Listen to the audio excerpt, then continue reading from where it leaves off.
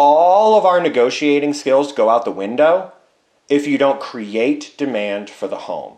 How do you have leverage and say what we want is what we want and it's the only thing we'll accept if you blew your leverage out the window from the beginning by not generating enough demand for the property?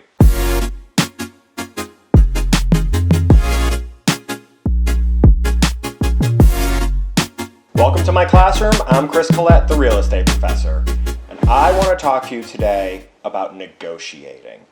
I want to talk to you really about why it's critical that whoever you hire to sell your home is an elite negotiator. And I don't just mean they know what you want. I don't just mean that they can say no. I mean that they understand the intricacies and the ins and outs of personality dynamics, of negotiating with somebody who's either an adversary or a partner in the deal, somebody who truly understands how to get you what you're looking for. Sometimes it's the highest price, sometimes it's the best terms, sometimes it's just getting a buyer who loves the home as much as you do. So I'm gonna tell a little story. I sold a home in Worcester on Snowbell Lane, and this was a beautiful end unit condo that had been very, very well kept. If you know where O'Connor's is, it was behind there.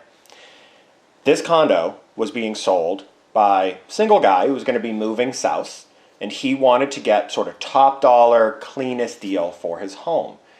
He was the first person to buy this condo, and he kept it looking just as good as it was the day he bought it.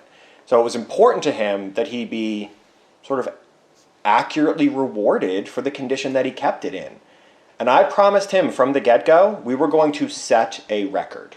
We were going to sell his condo more than any other condo had sold for in that association. Spoiler alert, it's exactly what we did. Here's how it worked. We did elite level marketing, coming soon campaign, print material, social media advertising. We took the time to make sure his home was staged and beautifully well photographed. We did a 3D tour in the home. What this did was it drove tons and tons of buyers to the first open house, which, by the way, was the first time we showed the home.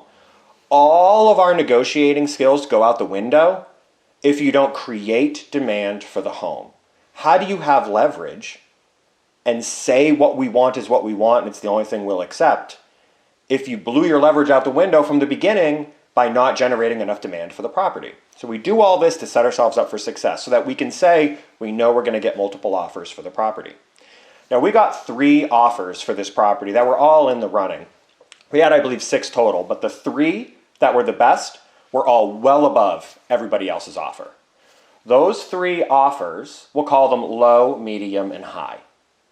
The low offer, good terms. The medium offer, great terms.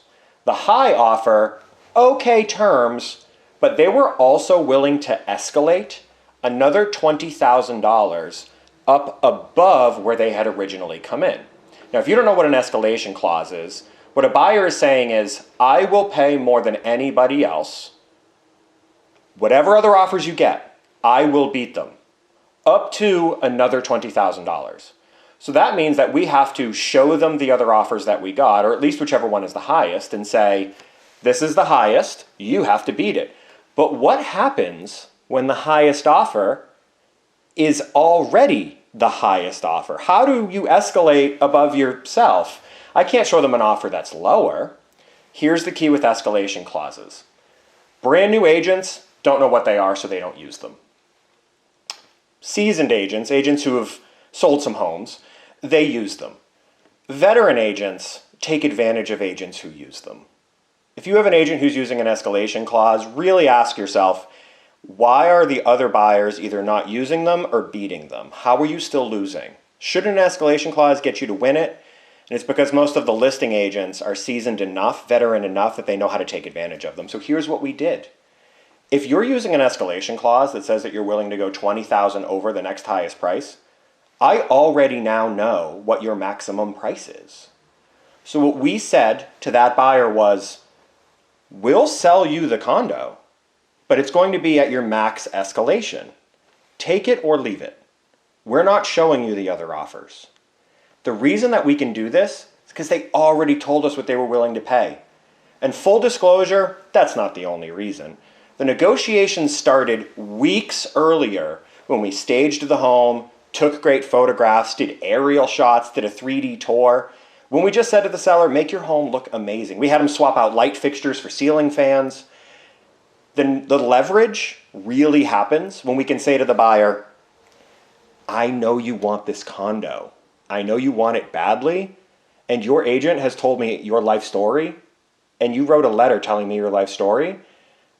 I love the idea that you'd have this condo, but to get it, here's what it's going to cost. And we were able to get the seller more money because the buyer said, ugh, all right, fine. And they sent over an updated offer with the escalation price all the way at the top. Here's the thing. Let's say they had said no. What if they had said, nope, we want to see the other offer, or nope, we don't need the condo that bad, or nope, we're not going up that high? We were still going to take their offer. They were still the best offer on the table. But that doesn't mean that we have to take it the way it is. There can always be more that I can get from my seller, and I will do that every single time. So if you're thinking about selling, keep in mind the only offers you get, if there's a couple of them, will reduce your ability to negotiate. Having multiple offers, even if they're not good ones, gives us the ability to push the good ones to give us even more. That's why whenever you write an offer, you'll never find out what the other offers are, because a savvy listing agent is going to make sure that everything is kept confidential, because it always pushes the offers up. So if you're thinking about selling somewhere in Massachusetts or New Hampshire, reach out to me and my team. I'm Chris Collette, the real estate professor, and I will see you next week.